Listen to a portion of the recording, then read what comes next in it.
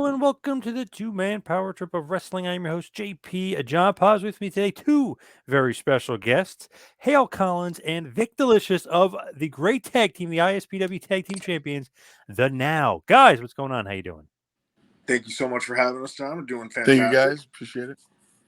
Awesome to have you guys on. What have you guys been up to? I know obviously a lot, but what have you guys been up to lately? I guess Vic, go first. Oof, man, this last probably 6 months has been absolutely crazy in ISPW. We had the opportunity to kind of break through there as a tag team again and into New Jersey, which is something that we haven't been able to do for a real long time. And the opportunity came up where we were able to wrestle Cheeseburger and LSG.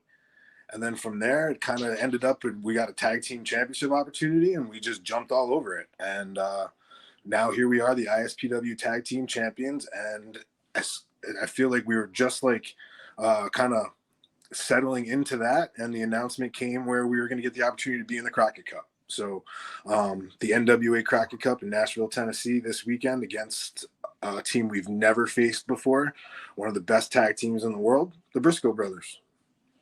Very, very cool. I feel like, man, like what a crazy announcement because you didn't know who was in the Crockett Cup. You didn't know if who they knew, from wherever Northeast, if where they're picking guys from. But hell, I mean, that's got to be awesome. Crockett Cup.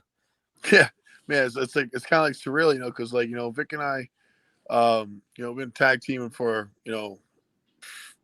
17 years now. I mean, it's been a long time. I don't even know how long really. So it's 2005. But we always want to wrestle the best teams there is, the best teams there was, and the best teams there will be. So we finally get an opportunity to wrestle the Briscoes, and we wanted this match. I want to say since 2008 when we were on this little run in Chicago, and they were around, so we went on the radio and said we want to challenge the Briscoes. And it never happened, but we went after them for a very long time. And it's a complete honor to get in the ring with such a great team. And I can't wait to show the world one of the best kept secrets of tag team wrestling. Very cool. How did it come about, Vic, with the Briscoes? Like, how did Billy Corgan reach out? Was it Pat Kenny who reaches out and says, "Hey, we want you part of the Crockett Cup"? And by the way, first round, Briscoe brothers. Yeah, we submitted our information. We told them we were available that weekend and be available for consideration, and we kind of knew what the kind of field was and who was out there, and we just knew that what we were putting out there at this time was high quality stuff. We're in the best shapes of our career.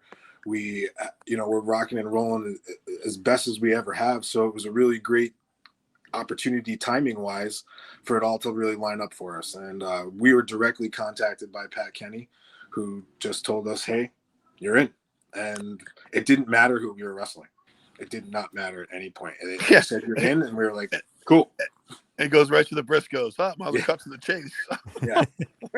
It's like, okay, well then, yep. All right. Well, let's do it. So this is something we've asked for our whole careers. We want to have the biggest stage, the biggest opportunity, all the attention on us. And this is the time where now or never.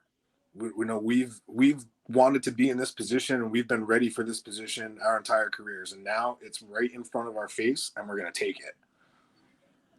Hale, what is it about the Briscoes? You know what I mean? You mentioned you wanted to wrestle them since '08. Obviously, to me, especially being a Northeast guy that used to go to all the ROH shows, man, these guys are like the best tag team in the world that people aren't saying are the best tag team in the world. They should be saying. But what was your thoughts on the Briscoes and why is it so important for you to get in with them? Well, they were they were the team for a very long time.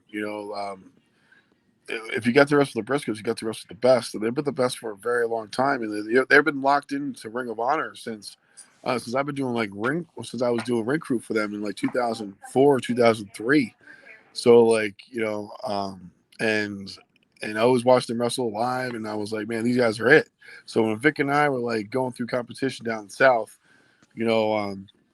wrestling great teams and everything, we just really wanted to get to work to wrestle them. There's a couple other teams out there, but the Briscoes are I want to say number one guys we want to wrestle right now. And it's you throw out there in the atmosphere, and it just happened, man. It's like I actually couldn't believe we were the guys to go up against them, and it's like a surreal moment. So it's pretty awesome. Yeah, very cool. Vic, with the Briscoes, I mean, you guys obviously go back a ways, and they've kind of avoided you the whole time. But what do you think about finally getting your chance to wrestle the Briscoes? It's a perfect storm. It really is. It's the perfect match at the perfect time for us in our careers and for them in their careers. They've had a storied career. They've had a storied history in Ring of Honor. They've had a storied career all throughout the world in tag team wrestling, and they've gotten their flowers plenty of times. They're going into the Ring of Honor Hall of Fame, and they're at the point in their careers where they feel as though they've faced them all, and where they're planning on going is to the final round in the Crockett Cup and take what's rightfully theirs. And what we've always wanted is some competition, and we've always wanted to wrestle teams that weren't afraid to get physical. We've always wanted to wrestle teams that could compete with us athletically, physically, mentally, psychologically, all that stuff. And those dudes are right there with us. So what we plan on doing this weekend is challenging ourselves, first of all, against the best tag team in the world. If we say that we are the best, then we should be wrestling against the best, and we're going to get a chance to see if we are as good as we think we are.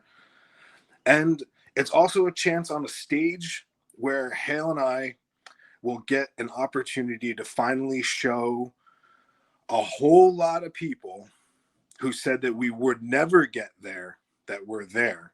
A whole lot of people who told us that we should just give it up and pack it away and just this whole thing's passed you by. The thing about the now is that it's always now.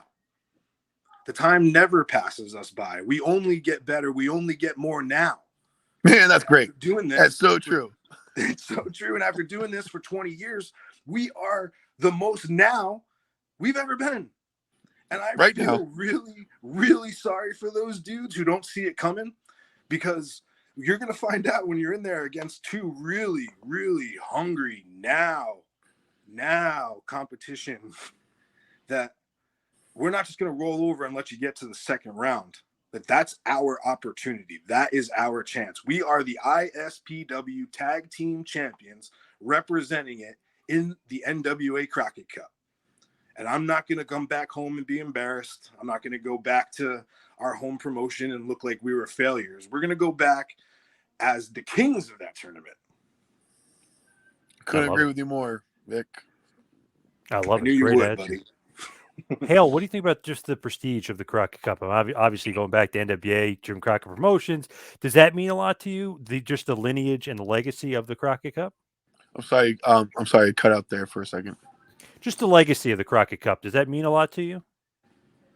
Yeah, I mean, what was it? Vic, refresh my memory. Was it LOD or World Warriors 119, the first one, 1984, right? Hale I'm not really good with my memory, but and that's right there.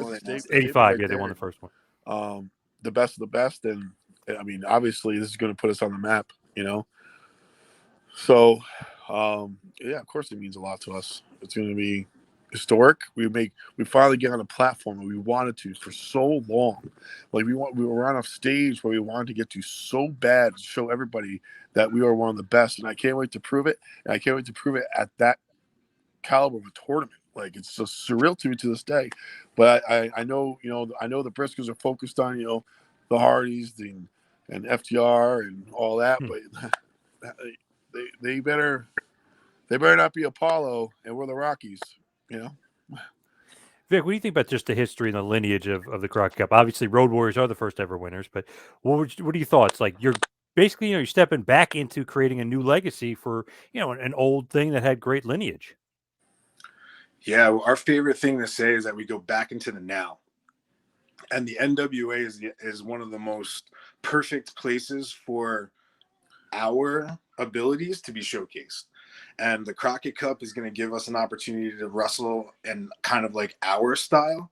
If we were going to wrestle the Briscoes at Ring of Honor, we would be at a more of a disadvantage because it's kind of their house. It's their, they're comfortable there, and they know that they can bend those rules a little bit. They can get a little bit crazy. But in the NWA, man, pure wrestling is appreciated. It's rewarded. And that's one thing that we have stood for our whole careers. You know, we've been trained by the best. Hale's trained by Johnny Rods.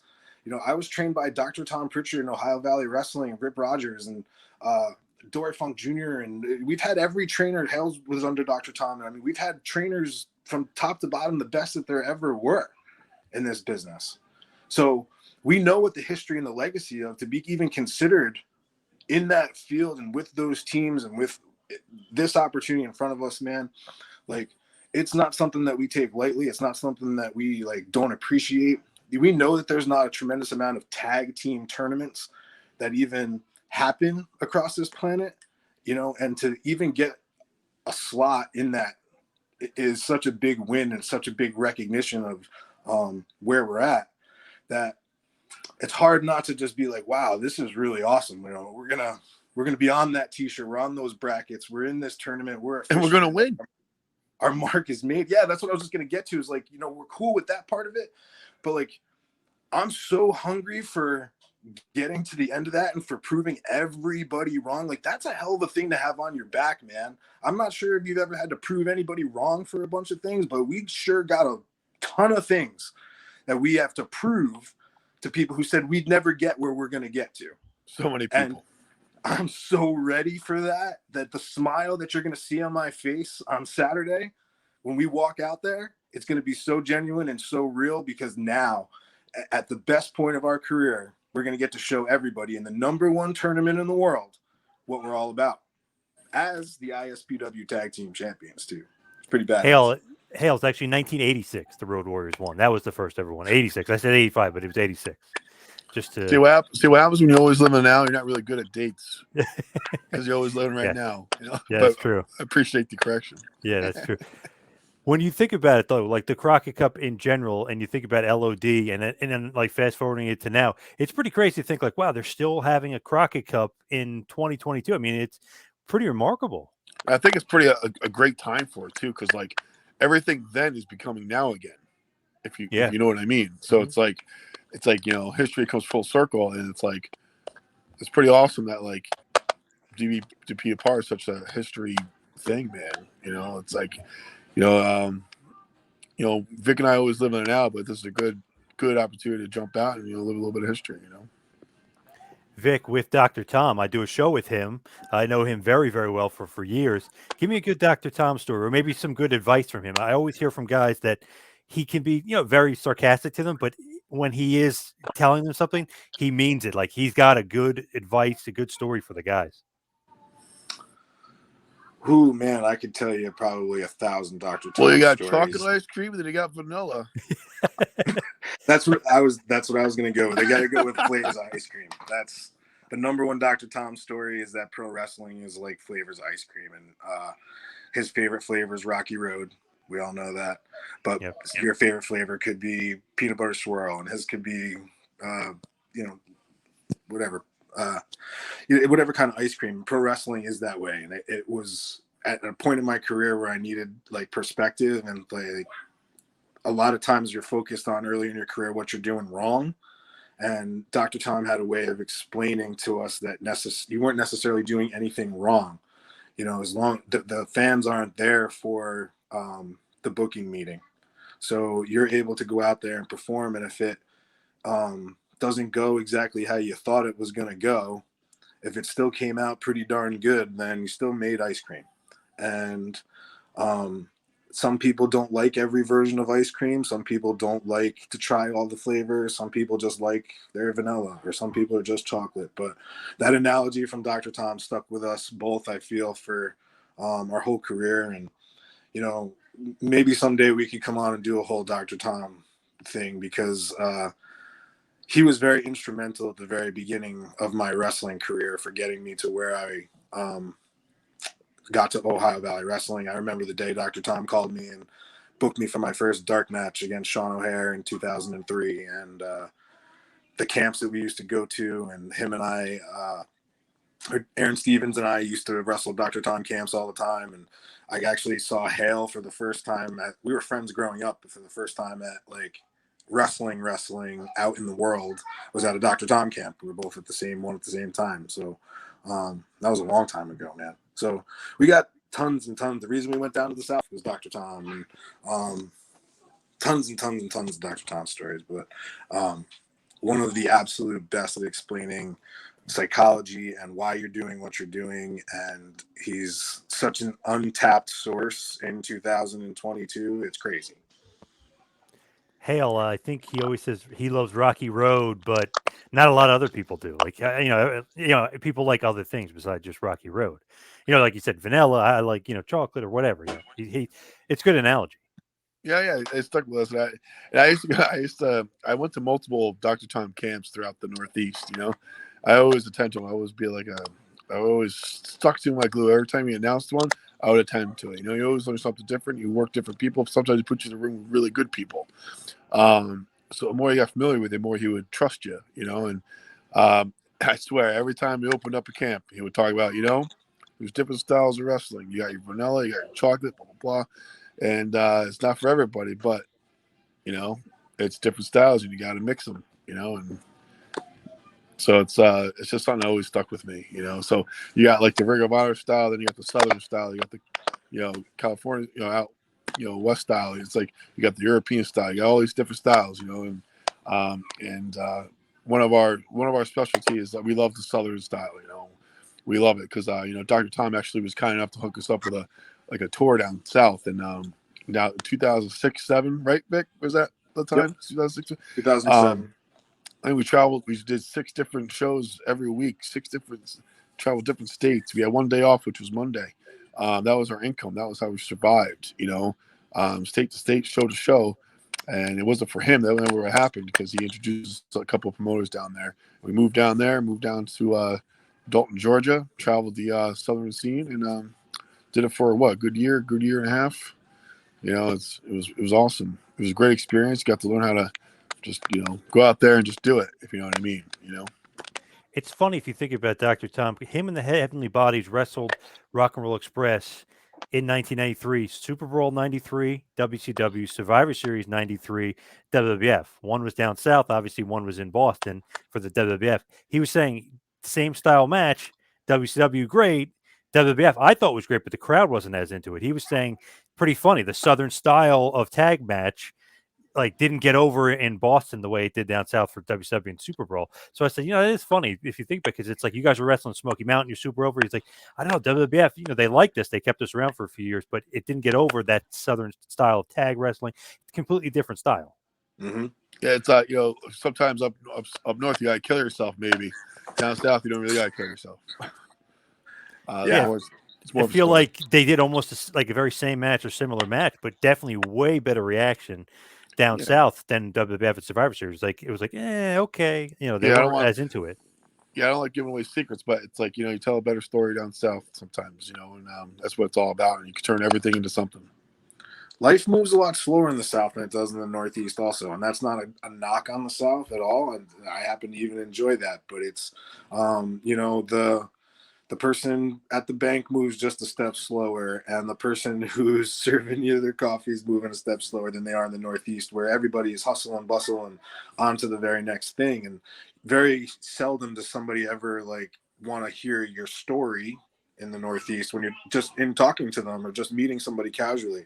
In the South, everybody's got a story. Everybody loves a good story. They want to be along for the ride, and they want you to take them on that story. And wrestling is so great for that. In all of the environments, and small town living in the South is, it's how this country is run. It's not like big city living up in the North. You get a local high school down there. That's all there is around for 100 miles. And you tell them there's going to be pro wrestling there. And that's how you get some really great fans who come out and they're enjoying every single thing and they're into every minute of it. And they have wrestling in so many different venues and so many different places. And I mean, you want to talk about with Dr. Tom, he had us wrestling in a place in Alcoa, Tennessee that had a dirt floor. And we were on after his match. I mean, this is after he'd had his WWE run and everything. And he was just doing these indie shows. And Dr. Tom Pritchard crawled past us through the curtain on his hands and knees on a dirt floor in front of 10 fans. just because he was selling it all the way to the back. Everyone believed, which they should have, because it was real as hell. Yeah. Right. Right. Just remember standing there before we were going through the curtain. And it was very early in our run in the South because he had gotten signed back to Florida Championship at that time, and he was out of there. But yeah, I remember just the profoundness of like Dr. Tom on his hands and knees crawling past me. And I'm like, well, if he's gonna sell like that here in front of 10 people, like we have no excuse. Like it's over the top. It's you sell until you get to your car. And I mean, there were times when we wrestled in places in Knoxville and stuff. They had to take us out of there in the trunk of a car because people hated us. Yeah, that was great. They hated us in some places. So they believed very, very much in 2007. No, it was probably one of the best times of my life was wrestling down south because, man, when Rick and I used to have to get escorted out by the police, you know, and Yeah, that's awesome. when I first went down there, I mean, I hated it because I was used to going a million miles an hour, like full speed ahead, like boom, boom, at like no time, just fucking get to the next thing, get the next thing, get the next thing. Down south, it's like, hey, how's everybody doing today? And I'm like, well, I don't know, really. I don't know if I feel comfortable how slow things are down here. It's not bad slow. It's like everyone's more relaxed. Now that I'm a little older, I think I want to move down there. Me too. That's a good You know what pace. Dr. Tom used to do with Jimmy Del Rey was a tag move, but I bust his balls about it. He had him for a DDT, and Jimmy Del Rey would clothesline him, so he'd go down. He's like, "Yeah, psychology-wise, not a great. It looks awesome, but psychology-wise, I had to bust his balls." Like, so your own partner is beating you up, so you can nail a DDT on the other guy with more force. Like, I don't know if that makes sense. Hey, we stole a couple heavenly body spots. We do like the partner press moonsault, and we do pick your partner up, throw the leg drop kind of thing, and sweep, go through the legs, grab the leg, come over the clothesline. Yeah. Oh, yes. yeah. Heavenly Bodies had some great spots, and we always did it. It was almost like we were trying to pop them to get a reaction at Dr. He never Tom popped. in the matches. Then he would no sell it every time. No sold it every time. All those moves are awesome, though. They're such good tag team maneuvers. I love those. Yes. Yeah, and it's good. Great heat spots. Yep. And we it's can always go missing a back to lot. Missing a lot in today's wrestling, too. As far as tag wrestling, I think. A lot of those spots. Like, teams got to develop more Yeah, Vic camaraderie and I, that. one of our favorite things to do was like create a new heat spot every time we wrestled. You know, just that to was be more Vic than me. different, Vic was change it like up. more creative one about it. I like that. The Vic, We had a what's team the like, mindset there? Just you got to keep it fresh. Like you want to just create new different. Yeah, heat it just challenges us, you know, and like and so the best you got to make it sure the referee doesn't see it, of course, because if he does, you should disqualify your ass. So it's like we gotta, you know, just be creative. Let's see how sneaky we can get to make it make sense. You know? Yeah. We like tried to find different ways. There were times we've had managers, we had valets and managers, and there were times with our heat spots where we would try to incorporate that third person in different ways, and it was always a little bit of a challenge to come up with something creative that we hadn't done before that would be the distraction. That a lot of times we were wrestling in the same, like we said, we were going different places, but a lot of them were the same crowds that would be there weekly, and we'd have to come up with something different because you can't just do the same, have the manager throw you his pink shoe and smack the guy in the head spot. You got to come up with different things and come up with different spots and be more creative. And it allowed us to like expand psychology wise how we were doing our matches. And you can see a lot of what I mean by that if you watch how FTR wrestles. Everything they do has meaning. Every spot that they do is either a callback to something else that they did earlier in the match or something that they're going to hit or miss later on. They're telling you a story beautifully from the beginning of it all the way straight through the end, and there's never been a time I've seen them do it where they're not. So that is a complete lost art in pro wrestling, and only very few teams can hang with that style. I feel that we are one of those teams that can hang in that style because it's what we've done our whole career is like wrestling that way. But you know, there's a lot of different styles where that would be really foreign to somebody, or our best matches are the ones where we don't talk before them at all. And there's people in the business right now where that would make them feel pretty uncomfortable. So we've had to adapt too, where we don't necessarily feel completely comfortable where we're laying everything out beginning to end. But sometimes that's how it works while we're in there. So you have to be adaptable. But ISPW has given us a really great place where we don't feel that tremendous pressure, and we can just be ourselves. And the crowds Yeah. are always great. We can be creative.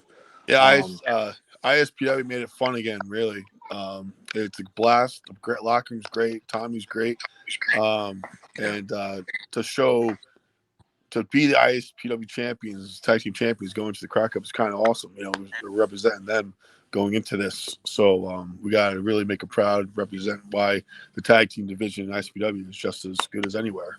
So we really got to show ourselves. And show like the Briscoes that we're a real deal here. So I just can't wait. and we got the headbangers, man. I was gonna mention, we got talking We're coming about- back from the Crockett Cup to go. I was To gonna say, talking about I can't wait to knock dream them matches, back yeah. into the past.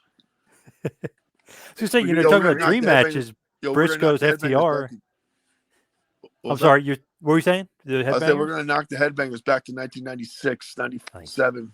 Nice. Well, I was gonna say, talking about dream matches, Briscoes, FTR. We're talking about guys. You guys want to wrestle. You're about to wrestle. I was gonna say, in Totowa, New Jersey, 325 Headbangers is gonna be one of the you can cross off the list, right? Oh yeah. Yeah, I never in a million years would have thought that would be a possibility or something that we would get a chance to do. And sure enough, ISPW and Tommy came through with he's like, you want to see a big match? I got this one for you guys. Headbangers are coming in, and we followed their careers just as much as we followed anybody else from that Attitude Era, and their work outside of WWE too. Like, we're not very. It's not lost on us. We've seen what they've done. We know what they're capable of, and I've seen enough action at ISPW to know that just because somebody's been a veteran doesn't mean that they can't go. And we've seen the guys in that locker room at ISPW, like Crowbar, and even at the last show, how Scotty 2 Hotty was wrestling, man. You would have thought he was 15 years younger, and it has nothing to do. I feel a lot of times pro wrestlers get aged out, where we talk about how it's a young man's game, and I feel like that's just what young people say, because in pro wrestling, yeah, I was a certain amount of charismatic and stupid and athletic and all of those things when I was younger, but now I have the benefit of 20 years of experience, making a lot of mistakes, learning from those mistakes, finding out who I am, finding out what it feels like to connect with an audience, finding out what it feels like to completely fall on your ass and lose everything you ever had, and work yourself back up and get yourself back in shape, and what it takes to have trials and tribulations and to be a good person in this life. And pro wrestling's taught me all of that and given me an opportunity to redeem myself, and pro wrestling's given me so much that where we're at right now and this opportunity that's in front of us, and what Tommy did for us at ISPW by giving us a chance to prove ourselves again, it really ignited our careers, where through a bad injury that I had to myself, and I was taken out for about 2.5 years where I couldn't do anything, and I didn't know if I'd ever get a chance to do this again. And I dipped my toe back into the wrestling water very gently, and Tommy pushed me in, and just kind of at ISPW was like, you guys are awesome, let's do this, rock and roll, just take advantage of the opportunity that's in front of you. And getting to have the Headbangers, that match, man, if you would have told young me that match would ever happen one day, it's going to be I would have never believed it. And I can't wait to see if they can hang, to be honest, because they come with a big name, they come with a lot of fanfare, and they come with a reputation. And I've wrestled lots of guys with reputations, and I can't wait to see what they got, and if they're at that caliber. I'd have to think that they are. They're not coming in to just wave at people and shake babies' hands and stuff. So I'm excited, man. It's a big 2 weeks for us. I think they could still go, though. I can say that. I think they still can go, because I've seen them not that long ago, and I was like, wow, they still got. They pretty much look the same too. You know what I mean? They're not looking any different. They almost look like they did back in the day. A lot of I feel like maybe some of the time off for the last few years, where we weren't doing shows and stuff, helped out a lot of guys, where They paid attention to their bodies, got themselves, eating right, nutritionally okay, doing some yoga, maybe getting back in the right shape, a little bit of self-confidence, all of those things, man. Like, um, wrestling is tough on you mentally. You go through a lot in this career, like your ups and downs, and personal life mixed with professional life. It's hard to keep all of that stuff separated. And um, I give anybody who still gets back in that ring and still wants to do it at a high level all the credit and respect in the world, and I don't take anybody that is in that way lightly at all. So I'm really looking forward to it. It's going to be pretty awesome. It's funny, a lot of people have said exactly what you said about ISPW. Their love for wrestling's back. Maven told me that. Danny Morrison, aka Danny Doring, told me. A couple of guys mentioned that they kind of lost that favor, or maybe they were in WWE, or maybe they were on the Indies, or maybe they were just doing their regular thing at home and living their life. Like, I kind of done with wrestling, lost my passion. But they all said it's kind of been brought back by Tommy here in ISPW, which is pretty nice, pretty refreshing. Yeah, it's the first show that we did back together. We were all sitting in the locker room. It was weird. Like before the show even started, we were sitting around, and all of us were just like, we were friends. We've all known each other for 15, 20 years, and everybody's career has gone all different ways, but like we're all sitting there and we're just like telling stories back and forth, and we're like ribbing each other, giving each other compliments, telling old stories. Like somebody would go out and wrestle and we'd all watch and come back and joke about whatever. And like the locker room, man, just made it so much fun. And Tommy holding up his end of the promoter part where he's actually promoting great shows and packing the buildings and like runs the locker room correctly, make sure that there's no people in there that don't belong there. Like all of it is just so professional. It makes the world of difference when you're trying to climb the ladder in this business, where you have professional promoters who treat you with respect, treat you like a professional, and run their shows that way, versus people who are just trying to play promoter. And you see all kinds of it. And I feel like as you go through this business, you figure out what shows you want to do and the people you want to work for and the ones that you don't. And no part of me has to do anything that I do. I don't have to wrestle. I don't have to go out there and do anything. I don't do it for the money. I do it because I love it. I do it because it's in my blood and in my veins. Like there's no way I could ever not do it. Do it for the absolute love of it. And that's the most entertaining people, I feel, are that way. They do it because they love it. And as much as those guys don't want to admit that they do it for free, they'd fucking do it for free.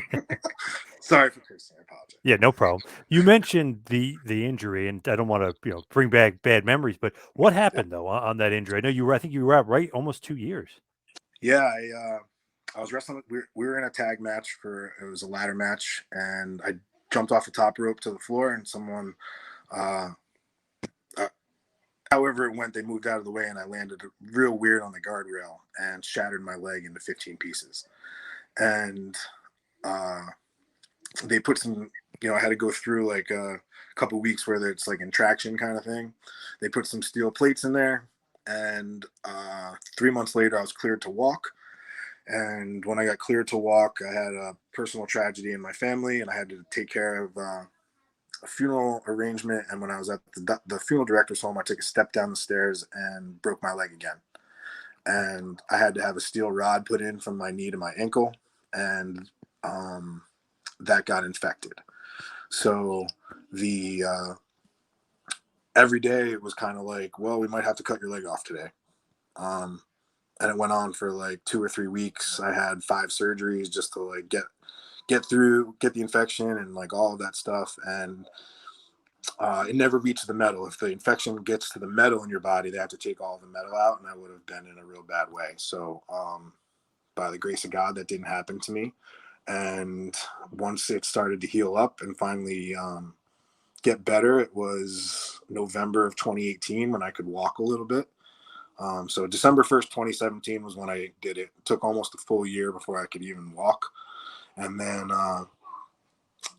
as far as like being able to run, being able to like do anything wrestling wise, it was a really, really, really hard process to go through the physical therapy and go through all of those things and push myself. I had gotten very overweight when I broke my leg.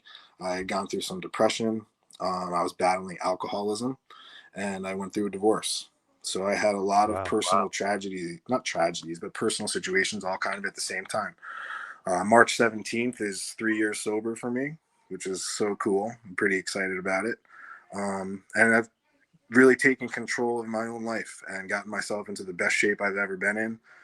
My leg is in, I would say, about 90%, which is like kind of blows the doctor's minds. They have no idea how I can do what I can do. But it's been really like a crazy few years just to like know if I want to do this, know if my body can handle it. I have 3 kids. I have 3 little ones that are all 8, 6, and 5, and they want to see daddy do this. They want to see Yeah. the daddy action figure one day and all that stuff. And like, you know, your motivation for why you do this changes a lot throughout your career. And I wouldn't say that I'm wrestling because of my kids, but it is pretty cool that at some point they would see it and think it's cool and like know that daddy overcame a lot of things that were really hard. And that when you stay focused, positive, and just don't give up, that you can do anything. And that's really what I want to be as an example to them. So Man, that's an intense last few years. Oof, boy, that's a lot to handle there. My God, that's crazy. Well, you went through a lot. It was just a sprain. Even It was- outside of the injury, though, the life stuff. Oh my God. Yeah, Yeah. I never forget when he broke his leg in a billion pieces. I'm at the hospital. And I look at the X-ray before he looked at it. I go, I think it's a sprain. Yeah. There's literally pieces of my leg all over the place, like all over the screen. It was literally no doubt about it being shattered. Looked Yeah. like a glass shattered everywhere. I didn't really know what I didn't really know what I was looking at, but I knew it wasn't good. Unless the X-ray broke, just there was some fragments in there. That'd be something. Is there a way we could blame Tommy Dreamer for that happening? Is there a way of that? Yes. Yeah. Yeah. If he had just been running House of Hardcore on the regular, I would not have had to do that indie show, and Yep. wouldn't have to be in that match. So yeah, Tommy Dreamer's fault. I think we should blame Tommy Dreamer for everything. Yeah, I agree. Just kidding, Now- Tommy. We love you. Now, just to kind of rewind back a little bit, like you said, you guys were friends before wrestling, but when did you guys really meet? And then when did you decide, hey, we should be a tag team together in wrestling? So it was 05 when you first started, but when did you first meet? I would say, we went to middle school together, and we were always picking on each other, like doing stupid crap. And then, high school, we were like being good friends. And then he went his way, and I went my way. I went to Johnny Roz. He went to, up Albany, and then transferred to OVW and all that stuff. So when he was in OVW for years, I was like traveling. I was hooked up with Tony DeVito, who took me under his wing, who was basically my father in wrestling. So I did 3 years of Johnny Roz, and I started doing Tony DeVito travel with him. Then him and Loke, the Carnage crew, got a part of Ring of Honor. So I started doing ring crew for them and just doing my thing. And so I went that way. Vic went that way. And in 2005, Vic decided to, move back to New York. So I'm like, all right, well, I got this camp thing. I want to go, this Dr. Tom camp. I'm going to go do this for a little bit. See what he says. And I come back. I'm so pissed off at the world because he's, Dr. Tom saying you need a personality. You need to be like the next Mr. Perfect, next Rick Rude, next someone, I got really mad, and I was like at myself for not having like a character or something that was unique and something new. And I was like, and I got like kind of like drank a little bit, I was watching Wayne's World, and he gets out of he goes to Wayne when Wayne's obsessed with the guitar. I don't know if you're familiar with it. Oh, And yeah. Garth goes, "Live in the now, Wayne. Live in the now." And something that sparked me. I'm like, screw that. I don't want to be like anyone else. I want to be like myself. So I'm like, how do I go about this? I got this gimmick now. It's like cool. I talked to DeVito about it, and DeVito's like, you got to run with that. I'm like, oh man, something's missing. Something doesn't feel right. So Vic came in same time that was getting manifest. The whole thing in my brain. And then Vic was going to naturally tag team with Mike Bell, Maniac Poughkeepsie, well-known enhanced performer, but also he was really good, but he just needed that one shot, but I was like, well, you can team with him, or you can team with your high school buddy, and we could call ourselves the Now and just start doing this thing for real, and Vic was right on board, and I contacted this guy Ron Buffone, who used to work for ECW, and I'm sure as ironic as it is, at the same time this was all manifesting, I was working for him because he owned a pizza shop. And I was making pizza for this guy, and I'm like, so Ron, what do you think of this whole Now thing? Me, Vic, and myself are going to start calling ourselves the Now, where everything it represents right now. You're always living the now, all this stuff.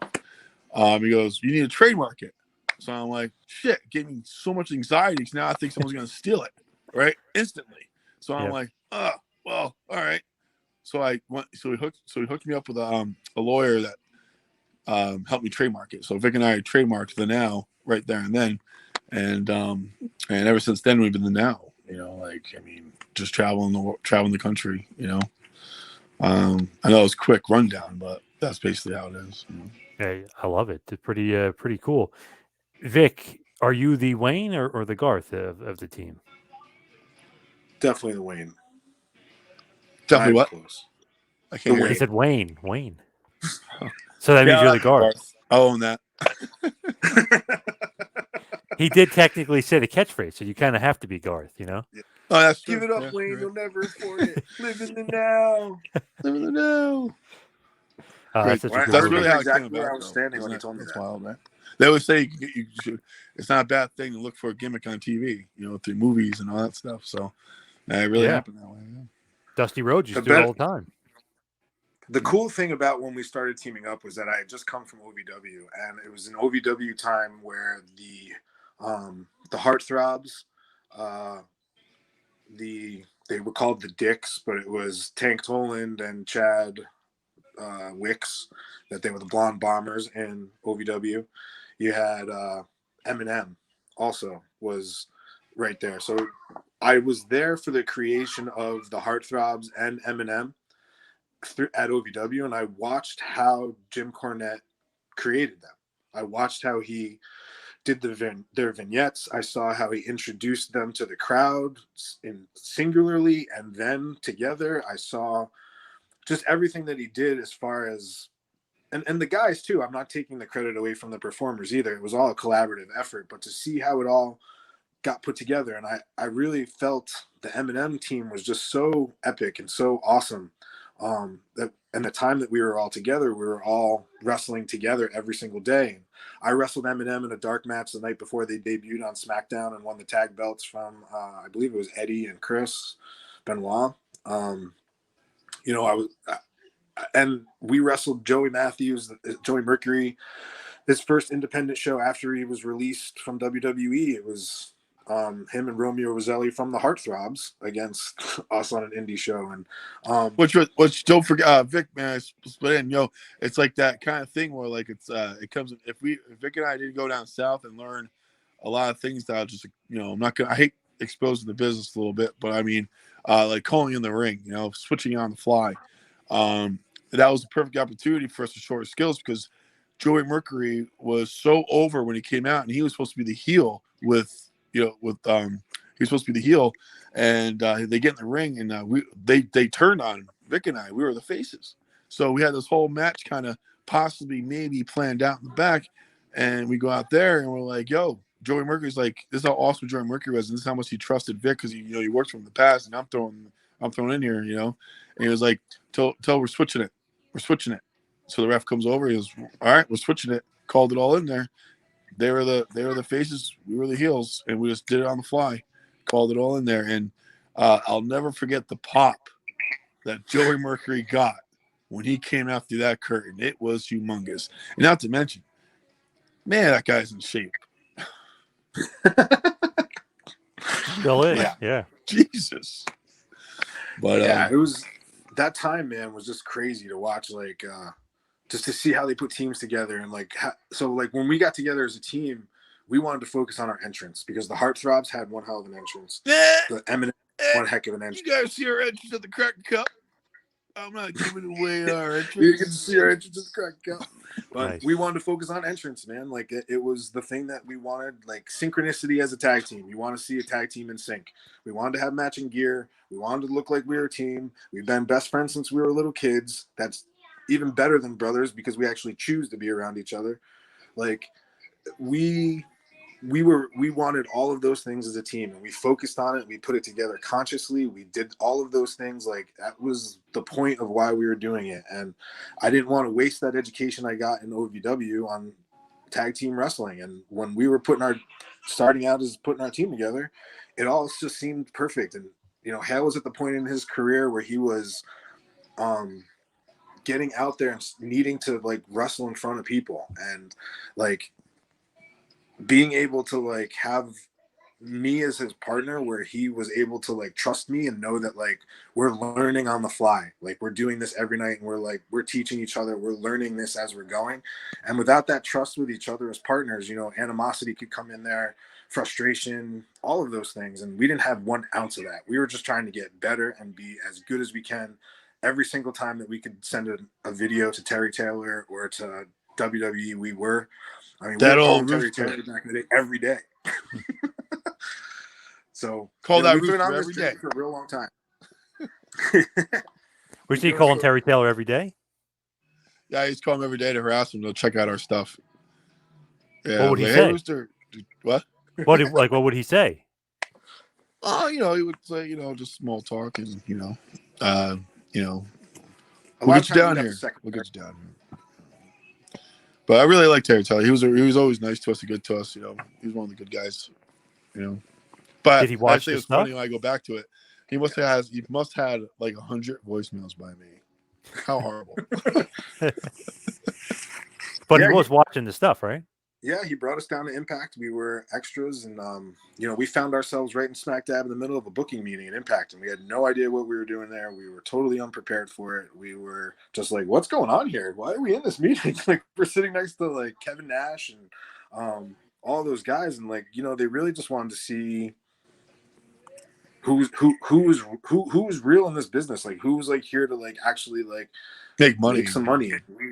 We were just like two bright-eyed kids, like, why are we in this room? Like, we didn't know enough to be like, this is how we can make you money. Like, we didn't know enough of that then. We do now. Put me in that room now, you're probably gonna have a hard time getting me out of there. But you know, Terry Taylor, those phone calls paid off. And as much as he was like, send me your stuff and follow up, send me your stuff and follow up, like, it got us where we needed to be and in that right environment. And it was at the time where TNA was looking for teams, and it was, as weird as this may sound, it was between us and Generation Me. And they went that way, and we went back to the Northeast. So it was just kind of how that went. And we didn't go back there for a real long time. It was, you know, we just went back to Northeast and did our thing. So, but yeah, we were always being on top of that stuff as we were putting our team together. We were sending our stuff to WWE. We did the FCW tryout camp in 2010. The last time I did extra work was 2016, I think. I was in the scene with Dean Ambrose and Terry Funk when they in Philadelphia put a chainsaw through the bar. And Dean Ambrose was going to wrestle Brock Lesnar that year. Yep. I was in there in the background there, but you know, we haven't been back there in a real long time in a big league environment since all of that stuff that I just mentioned to you went down. So, to say that we're like chomping at the bit, man, would be an understatement. Would you like to wrestle those Generation Me guys, the Young Bucks? Would you like to wrestle them? Of course. Whew, in a second. Best of the best. That's why I want to wrestle. I just want to wrestle the best. In a second. It would be awesome. That's all I have time for. Yep. It's funny looking back, though, when they were Generation Me, they kind of didn't know what they had with them either. You know what I mean? They didn't really know what to do with them. Nope. And those matches that they were having with the Motor City Machine Guns, man, go back and watch that stuff now. Holy cow. It was at an incredible pace. with an incredible amount of like synchronicity between the teams. Those were amazing matches that don't get the respect they deserve. It was it was the catalyst for them and getting to Japan and all of those things, because people saw that work and saw how good it was, and somebody was going to make money off it. Do you think that AEW is on your radar, like to go to? Because it seems like the tag team hub. They have like 100 tag teams, not 100, but I mean they have more tag teams than WWE. WWE seems to like will focus on 3 teams at a time. Like AEW has a whole roster of tag teams. Yeah, man. Like they did a tag team battle royal just like a few weeks ago, where it was like 15 teams in there. It's two different philosophies. It feels like with the brass that are in charge of the companies, and it seems one company sees value in tag teams and the things that we talked about, the synchronicity, the matching duos, the stories between the partners and things like that. And there's a view on another one where it could be there's just as much value as taking 2 single guys and throwing them together and giving them a mashed up name, and it's just as rewarding. We just get the same amount of return on the investment, and that's cool. It's 2 different philosophies. We happen to feel that the one that embraces tag team wrestling is a great environment, and the fact that there's a company or several companies that are focusing on tag team wrestling now, it's so cool. And it's the NWA, I hold it close to my heart because they're the first ones who are taking a chance on us. They're the first ones giving us that opportunity. And like, I'm a very loyal person. And when someone takes a chance on me, just like ISPW did, when someone takes a chance on me and gives me their vote of confidence and say, hey, I see something in you, like, go give it to me. Like, here's your chance. Go get it. Go do it. Like, you'll never see me work harder. You'll never have anybody outwork me in that environment. I want it. So the NWA is a great place for us to do that. And if that leads to another bigger and better opportunity that opens doors for us, I'm willing to listen to them all. Hell, what do you think? AEW, NWA? Are you leaning anywhere? Where you guys? I definitely gotta agree with Vic here. Like, NWA give us the opportunity, like when no one else really has on that kind of platform.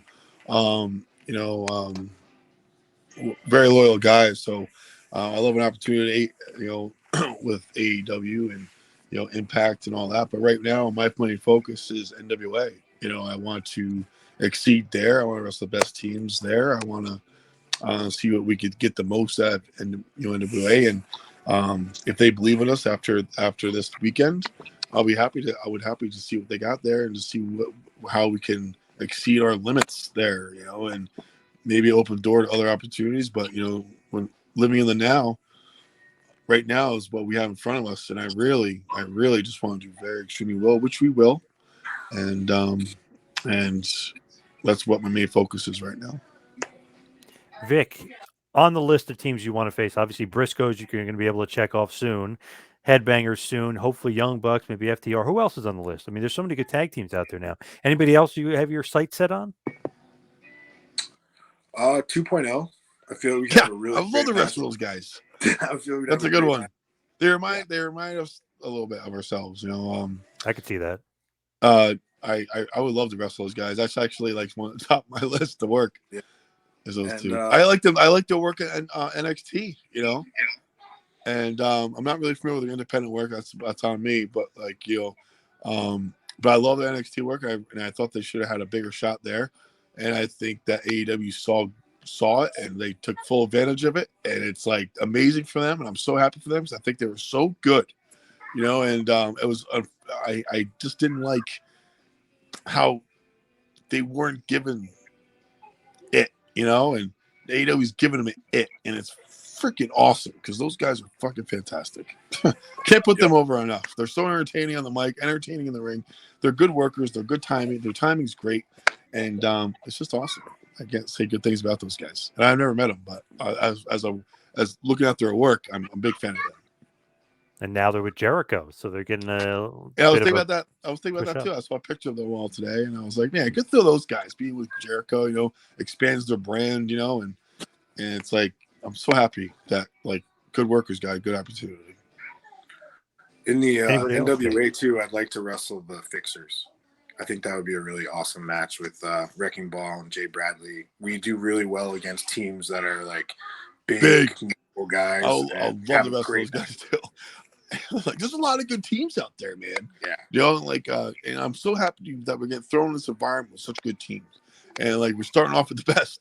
So Yep. you know, I love the Wrestle Wrecking Ball, and you know, so it's. I feel like tag team wrestling is definitely having a bit of a resurgence here. Maybe not in WWE because they really only focus on a few teams at a time, but it seems like obviously Crockett Cup, they're doing this. AEW, it just seems like tag team wrestling is picking up the steam for sure. So the Heat Seekers. Yeah, there you go. They're still out there. I just saw they did something with Dr. Tom talking about the Crockett Cup. They invaded JPWA. Yeah, Sigmund and us go way back. You know, Sigmund, and I can't wait to see that guy. I can't wait to wrestle him too. I don't know if Dr. Tom gave him the seal of approval, but they did invade JPWA, and they were talking about the Crockett Cup. I did see that. Scums invading good old Dr. Tom, huh? Yeah. We'll have to talk to them about that. Yeah. He's trying to teach class. These guys will show up. I feel like what you just pointed out about there being a time for it being tag team wrestling and like the time being now is right on point. And we've had a lot of times in our wrestling career where we were a day late and a dollar short, and we would just missed the boom, or we arrived just before it or something like that. And this really feels like it's the right place at the right time, and we're in the right shape, and like it's the right opportunity, man. Like I can't say that enough, where it's always felt like we had just missed it or we're just on the cusp and it didn't happen. And like it really feels like this is the opportunity that we're waiting for, and it's something that we've had such great support from everybody that it's going to be something. This is the now, if you will, right? This is the now. Man. Yeah. This is it. So we'll hit the wind down. We'll head towards the finish. Got to mention, of course, ISPWWrestling.com. Total One, New Jersey, 325, the big match against the Headbangers. It just seems like, I don't know, like a great place to wrestle, great place to go. New Jersey, obviously, my home. I love New Jersey, but it feels like that has been a hotbed in the Northeast, like wrestling in the Northeast. To me, that's wrestling, and ISPW is bringing it back. The crowds are like, it's a packed house every time. They're into like every single thing, even if they don't know who the wrestlers are. They're like cheering who they should be booing, like they're playing along, they're interacting, they're the sound system's on point, the music's on point, the show doesn't drag on, there's no needless segments, there's not like unnecessary violence. It's a great family show. I cannot say enough great things about ISPW and the fan experience and the professionalism of the whole team there. The posters that Tommy's put out have been just incredible. There's one of them hanging on my wall already from, just for being so unique and so different. And it's such a great thing to see a promotion like take advantage of a place that's hungry and thirsty for wrestling too. New Jersey's always had a great pro wrestling fan base, and having ISPW be able to take advantage of that, and it's not super far from us. The crowds get packed in there, and it's a whole audience that we haven't really been in front of. When we spent our time in the Northeast, we were in New York, Massachusetts, Connecticut. Like we went that way towards the New England scene, some Pennsylvania, but never tremendously a lot of Jersey. I wrestled in Jersey like when I first started a couple shows, like Big Slam Vader was on the show. Oh my God. And I wrestled the Hyena. Oh, okay. The Hyena and Drew Blood was a match I wrestled in Jersey when I first started. But I mean, we haven't had a lot of time where we wrestled in Jersey, so it's all new fan base for us. And the crowds have shown up. They've been awesome. Everything about it's great. So the fans come out and interact with the people. They're at the table, they're signing autographs, they're meeting with everybody. So the ISPW show he does a great job. Before we let you go, Hale, give us all the plugs, social media, everything like that, where everybody can find you, find the now. I got Instagram's Hale.Collins Instagram. I got Hale Collins on Twitter. There's only one Hale Collins on Twitter, really. Vic is the best at this plug-in social media thing. You can probably plug in mine for me at this point. Yeah. We're on Facebook as Vic Hale. So you'll find both of our first names on Facebook. We're not under the Now. It's Vic Hale. We share the Facebook. We interact with everybody as a team. And then on Twitter, at the Now Vic and at Hale Collins. Instagram at Vic Delicious and Hale_Collins. See, Nailed Perfect. it. Yeah, And you you can nailed go it. Yeah. to, you can watch ISPW. They're having a weekly YouTube show that'll be up where you can just check out ISPW there. We've already filmed some things that are going to be in there, and our matches that are going to be coming up will be featured, which is going to be so cool. And for the NWA Crockett Cup, you can be there live and in person at nwatix.com or Fight TV. Watch it live from the comfort of your living room. Awesome. Well said. Of course, Crockett Cup, you guys versus the Briscoes, and ISPW 325 Toto in New Jersey, ISPWWrestling.com versus the Headbangers. You guys got a lot coming up. Yes. And a lot to look forward to. And it's pretty good to be living in the now. So thank you, Hale. Thank you, Vic. Appreciate all the time. appreciate your time so much. Thank you so much.